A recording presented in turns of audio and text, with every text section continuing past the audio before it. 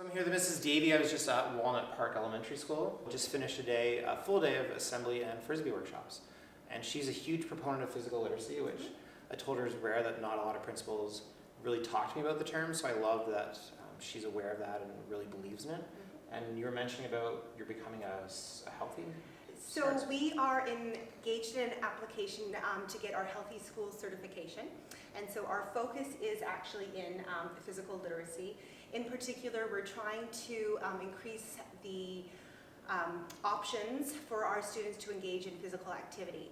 And we're really focusing on inclusion and diversity so that kids, no matter if it's summertime or wintertime, if they have money or if they don't, if it's organized or if it's just free play, that we give them the skills and the choices that they could be active from now until I love it, and a big part of that are facilities, yes. Right? So I don't know if you know much of the stats, but like to build a tennis court, to build a skate park, astronomical amounts of money for the concrete, and whereas a disc golf course is pretty cheap. Yes.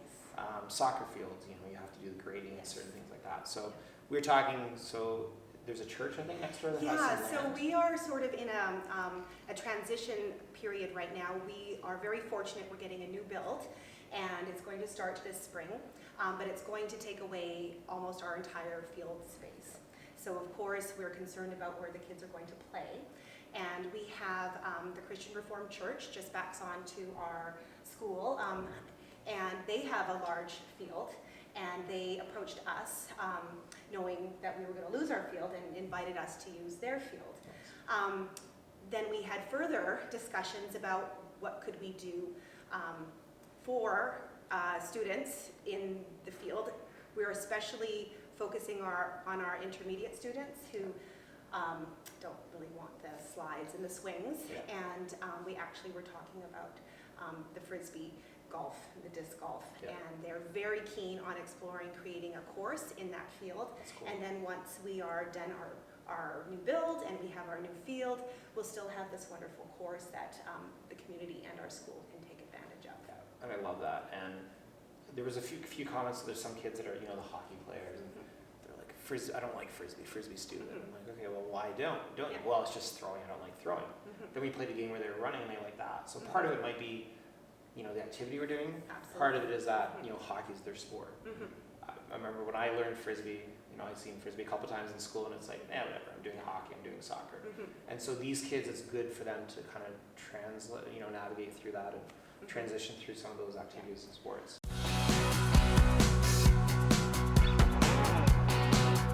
Ready? 3, 2, 1, throw.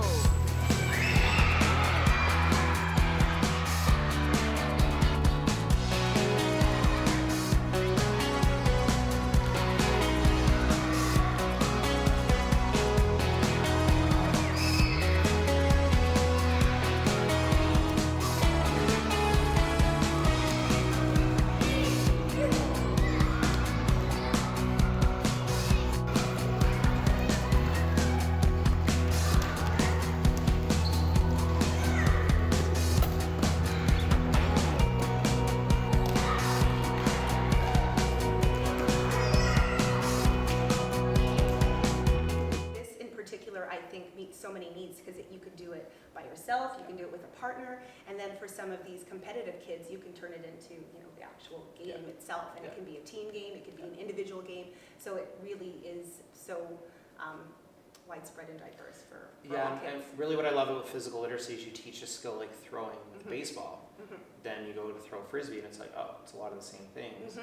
And it might be their sport, so if their sport's hockey, they might just think they're, a superstar at it. But then they go learn another sport that they're not very good at, and then they learn, oh, I do have to practice. Oh, maybe I should practice it. Then they can apply it backwards to the sport that they're already doing. I really liked your message this morning in the assembly about that growth mindset. I think that's something that we have been trying to focus on to help kids realize that a lot of success in sport isn't just being naturally gifted and naturally talented. It comes with practice. Well, we're sitting in the music room, so there's also a lot of kids that will never want to play a sport, which is fine. And that's why if we're only teaching them a sport, how do they move their body, right? And so that's why it's good. Maybe you can have an artist who likes to play disc golf. Yeah. They don't have to necessarily play a sport. And you have a teacher here who did their thesis in growth mindset, so you have an Yes. advantage with that, which is nice. Yes, we're very lucky. That's awesome. Yeah. Cool. So I'm here all week in Smithers. You know, there's a beautiful view behind us. I don't know if you can go skiing there.